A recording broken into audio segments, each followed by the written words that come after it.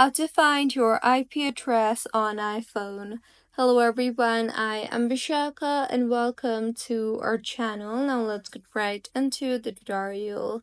Firstly, go ahead and launch the settings application on your device and tap on the Wi-Fi option, and further tap on the eye icon or the information icon beside the Wi-Fi you are connected to.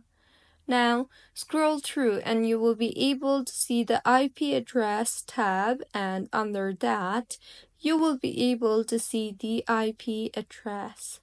You can also go to your home screen and open your preferred browser, and in the search bar, search for My IP and press enter, and in the interface that you will then be led to, tap on the What is my IP address option, and you will be able to see your specific IP address there too.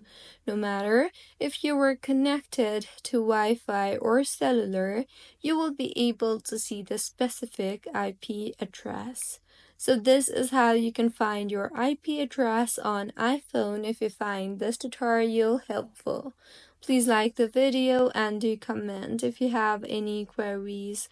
Also, do subscribe to our channel for more helpful tutorials like this. See you on the next one.